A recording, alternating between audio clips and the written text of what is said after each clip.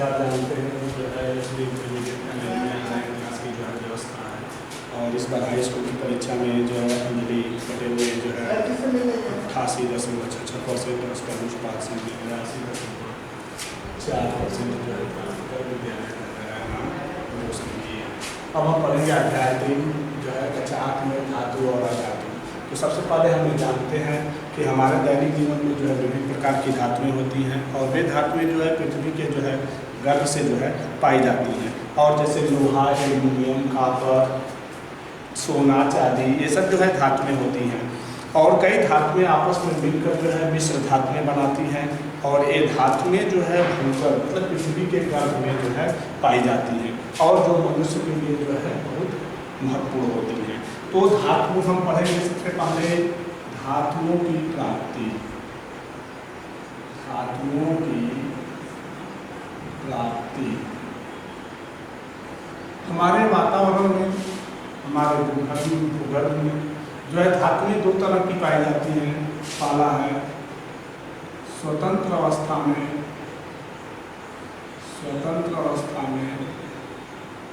और दूसरा है मुक्त अवस्था में।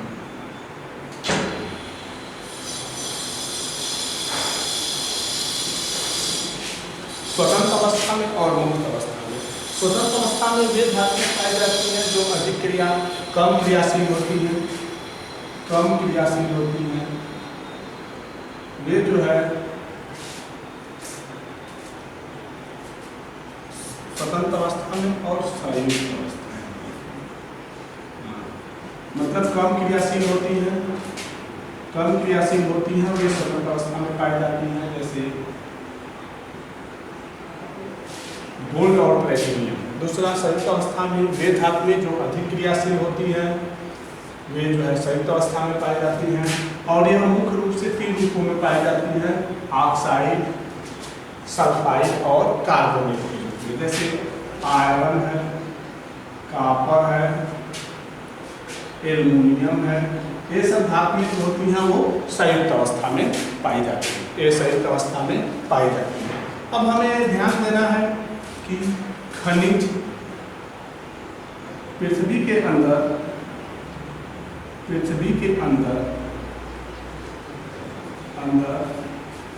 जो तत्व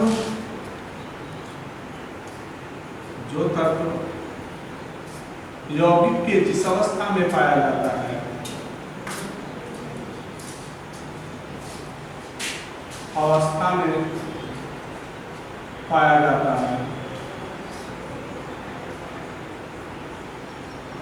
उसे खनिज कहते हैं।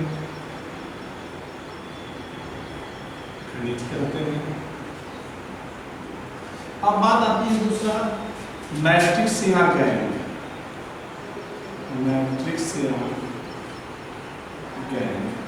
जो अयस्क होते हैं, जिसमें मिट्टी, धूल कण और कंकड़ पत्थर आदि की अशुद्धियां पाई जाती हैं, उसे हम मैट्रिक्स या गैन कहते हैं। तीसरा है अयस्क। जो तत्व कम खर्चे में, जब किसी भी यौगिक से कोई तत्व कम खर्चे में, आसानी से और अधिक मात्रा में पाया जाता है, उसे हम अयस्क कहते हैं। जैसे कम खर्चे में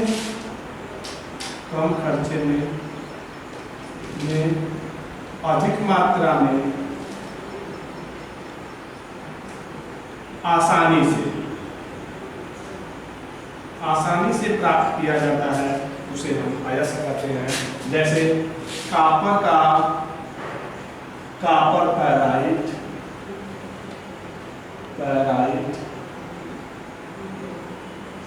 दूसरा एल्युमिनियम का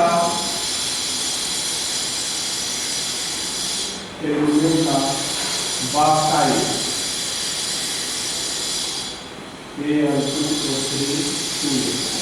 ये जो है अयस्क है। लेकिन हम ये ध्यान देंगे कि सभी खनिज जो है अयस्क नहीं होते हैं, लेकिन जितने भी अयस्क होते हैं सब खनिज होते हैं। तो पहला खनिज पृथ्वी के अंदर जो तत्व यौगिक के जिस अवस्था में पाया जाता है उसे खनिज कहते हैं। मैट्रिक्स या गैन जो अयस्क खनिज होते हैं उसमें धूल मिट्टी के कण या समतल पत्थर आदि की अशुद्धियाँ होती हैं, उसे हम बैक्टीरिया से अध्ययन करते हैं। तीसरा है अयस्क। कम खर्चे में जब किसी भी यौगिक से कोई तत्व कम खर्चे में अधिक मात्रा में आसानी से प्राप्त किया जाता है, उसे हम अयस्क कहते हैं। जैसे कॉपर का कॉपर क्लोराइड और जो है एल्यूमिनियम का बॉक्साइड। अब हम आगे अध्ययन करेंगे कि धातु किसे कहते हैं।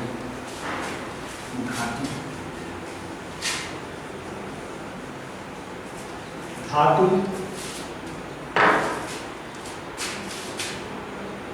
धातु जिसको इंग्लिश में कहते हैं मेटल, वे तत्व जो आसानी से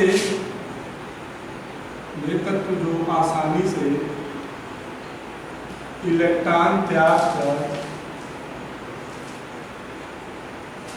धन आयन बनाते हैं,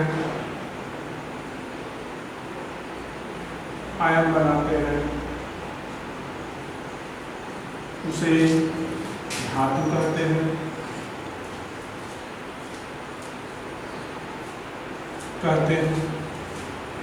जैसे सोडियम, मैग्नीशियम, एल्युमिनियम, आयरन इत्यादि। मतलब वे तत्व जो आसानी से अपने वाहक कोश के इलेक्ट्रॉन जो है त्याग कर यदि वो धन आयन बनाते हैं तो उसे हम धातु कहते हैं। जैसे सोडियम, मैग्नीशियम, एल्युमिनियम, आयरन इत्यादि। दूसरी बात है धातु के भौतिक गुण।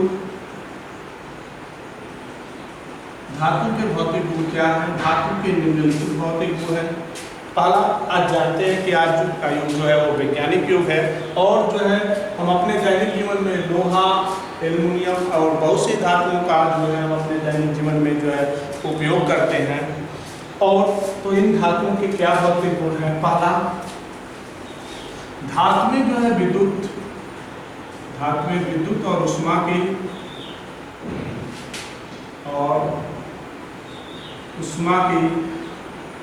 सुचालक होती हैं।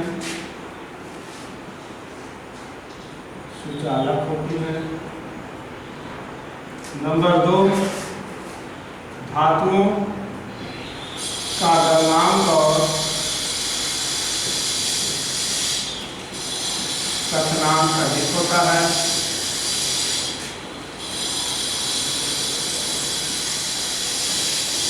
नंबर 3,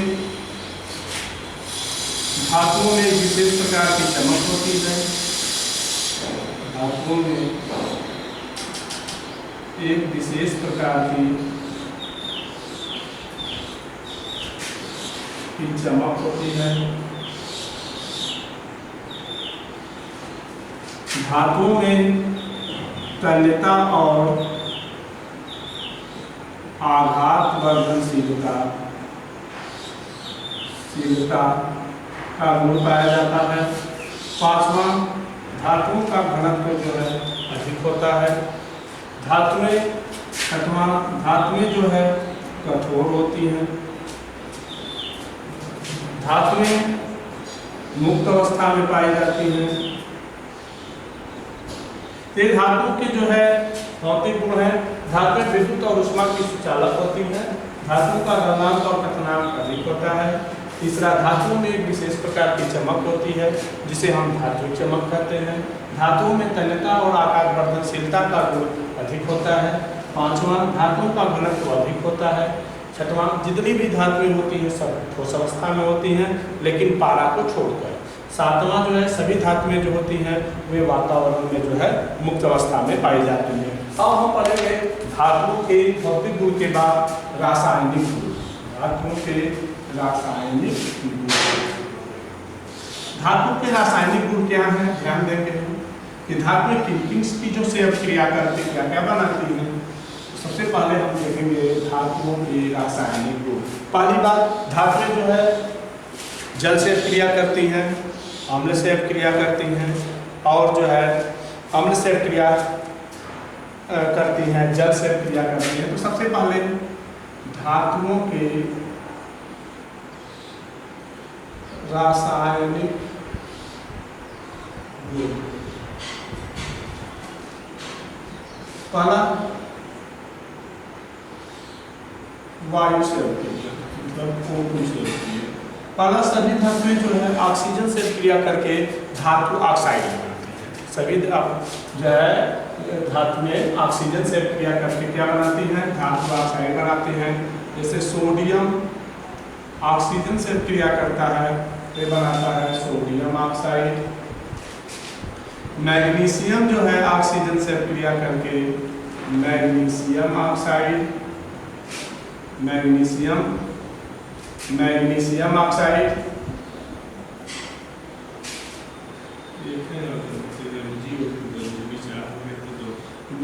मैग्नीशियम जो है ऑक्साइड, या इसको हम 2 4 कर देते हैं, 4 हो जाएगा 2Na2O ऑक्साइड बनाती हैं। तीसरा जो है बहुत सी धातुएं जो होती हैं वे पोटेशियम है, ऑक्सीजन से क्रिया करके पोटेशियम ऑक्साइड बनाता है। तो पहले सभी धातुएं जो है ऑक्सीजन से क्रिया करके जो है क्या बनाती हैं? जो है धातु ऑक्साइड बनाती है। नंबर 2 जल से क्रिया। तो यहाँ पर कुछ धातुएं जो होती हैं गर्म जल से क्रिया करती हैं, कुछ जो है ठंडे जल से क्रिया करती हैं, और कुछ जो होती हैं जल वाष्प से क्रिया करती हैं। तो सबसे पहले ठंडे जल से कौन क्रिया करता है? ठंडे जल से सोडियम और पोटेशियम जो है ठंडे जल से क्रिया करती हैं, ठंडे जल से क्रिया करके बनाती हैं सोडियम हाइड्रोक्साइड और हाइड्रोजन गैस। सोडियम हाइड्रोक्साइड और ऑक्सीजन हाइड्रोजन गैस। दूसरा जो है ये अपक्रिया करती हैं ठंडे जल से, ये बनता है पोटेशियम हाइड्रोक्साइड और हाइड्रोजन गैस। दूसरी कुछ होती हैं वो जो गर्म जल से अपक्रिया करती हैं, गर्म जल से अपक्रिया। गर्म जल से कौन सी अपक्रिया करती हैं? जैसे मैग्नीशियम है, ये मैग्नीशियम जो है गर्म जल से अपक्रिया करेगा तो ये हो जाएगा magnesium hydroxide plus hydrogen gas, Mg plus OH का गैस प्लस जो है मैग्नीशियम। और कुछ धातुएं जो होती हैं जो जल वाष्प से अपक्रिया करती हैं, जैसे एल्युमिनियम, ये जल से अपक्रिया करता है तो बनाएगा एल्युमिनियम हाइड्रोक्साइड और हाइड्रोजन गैस।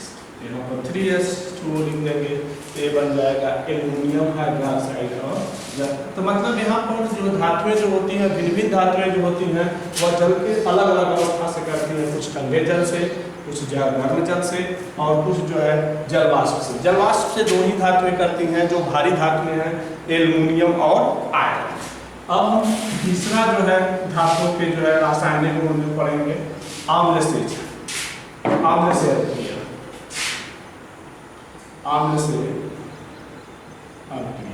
कौन सी धातु में आम्ल से अपक्रिया करके क्या बनाती है? तो धातु में आम्ल से अपक्रिया करके जो है लवण और हाइड्रोजन गैस बनाती है। जैसे आपका सोडियम धातु जो है आम्ल से अपक्रिया करता है तो बनता है 2NaCl + CH2 हाइड्रोजन गैस। ये क्या है? लवण है और हाइड्रोजन, मतलब जितनी भी धातुएं जो होंगी वह अधिक अम्ल से अपक्रिया करती हैं तो जो है लवण और हाइड्रोजन गैस देती हैं। दूसरा है कैल्शियम + H2SO4, ये हो जाएगा calcium sulphate plus hydrogen gas, calcium sulphate और हाइड्रोजन गैस। तो ये जो है हम पढ़े थे धातुओं के रासायनिक गुण। पहला सभी धातुएं ऑक्सीजन से अपक्रिया करके जो है धातु ऑक्साइड बनाती हैं। दूसरा हम जल से पढ़े थे, तो जल में जो है कुछ धातुएं ठंडे जल से अपक्रिया करती हैं, कुछ जल गर्म जल से अपक्रिया करती हैं, और कुछ जो है जल वाष्प से अपक्रिया करती हैं। नंबर 3, कुछ धातुएं अम्ल से अपक्रिया करके लवण और हाइड्रोजन गैस देती हैं।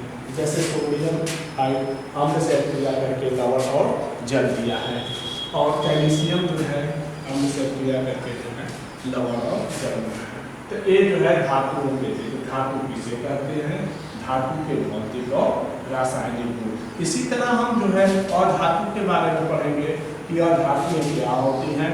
तो हम ये जानते हैं कि जो अधातु में पदार्थ होते हैं जो धातु के विपरीत लक्षण प्रदर्शित करते हैं, मतलब धातुओं से उनका क्या होता है, अलग होता है, उसे हम क्या कहते हैं? अधातु कहते हैं। लेकिन इसकी परिभाषा क्या है अधातु का? वे तत्व जो रासायनिक अभिक्रिया में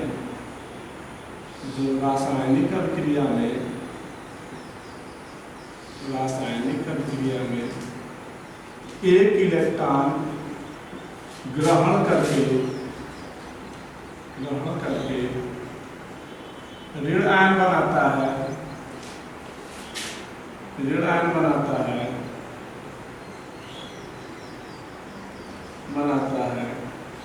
उसे अधातु कहते हैं।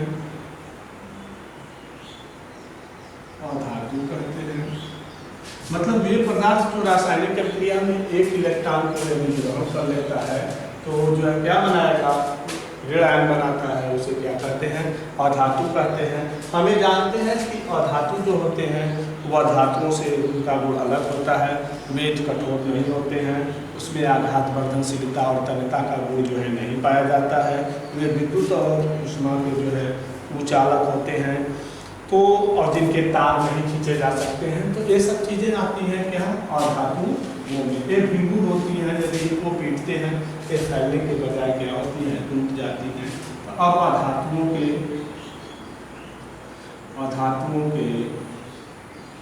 भौतिक गुण, अधातुओं के क्या भौतिक गुण हैं हम ध्यान देंगे।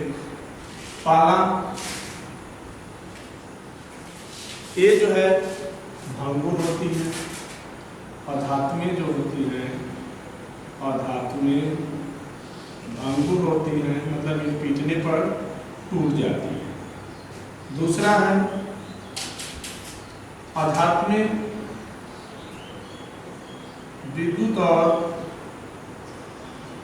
ऊष्मा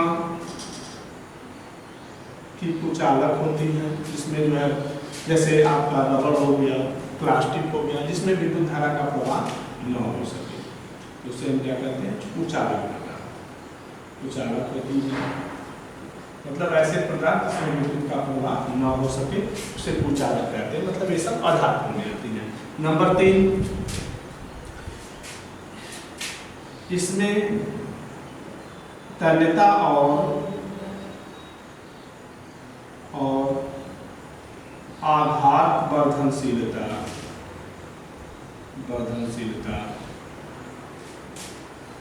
का गुण नहीं पाया जाता है।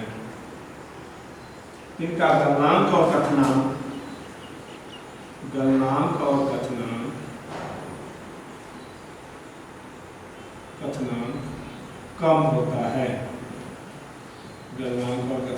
कम होता है। पांचवा, इनका घनत्व भी जो है कम होता है। छठवां, ये द्रव और गैस की अवस्था में पाई जाती है। ये द्रव और गैस की अवस्था में पाई जाती है। सातवां है जो इनको पीटने पर जो है यह छोटे छोटे टुकड़ों में क्या होते हैं? विभाजित हो जाते हैं। इनको पीटने पर छोटे छोटे भागों में विभाजित हो जाते हैं। तो ये जो है अधातुओं के भौतिक रूप से अधातुएं भंगुर होती हैं, अधातुएं विद्युत और ऊष्मा की कुचालक होती हैं। इनमें तन्यता और आघात वर्धनशीलता का गुण भी पाया जाता है। गलनांक और कथनांक कम होता है। पांचवा, इनका घनत्व जो है कम होता है। छठवां, ये जो है द्रव और गैस की अवस्था में ज़्यादा पाई जाती है। इनको पीटने पर या छोटे छोटे भागों में जो है अपचित हो जाते हैं। और इसके बाद इनके रासायनिक गुण पढ़ेंगे और धातुओं के रासायनिक गुण, जैसे धातुओं के पढ़े थे उसी तरह जो है अधातुओं के जो है रासायनिक गुण यहाँ पर है। अधातुओं के रासायनिक गुण में अधातु में ज़्यादातर जो है ऑक्सीजन, तो तो ध्यान देंगे जो है, जो आपको पढ़ाया गया है अभी तक इसका जो नहीं समझ में आया है इसमें जो चीज़ें वो व्हाट्सएप पर जो है आप देंगे जो है। अब इसके बाद धातुओं के बारे में जो है अगले जो है वीडियो में आपको जो है बताया जाएगा। तब के लिए धन्यवाद।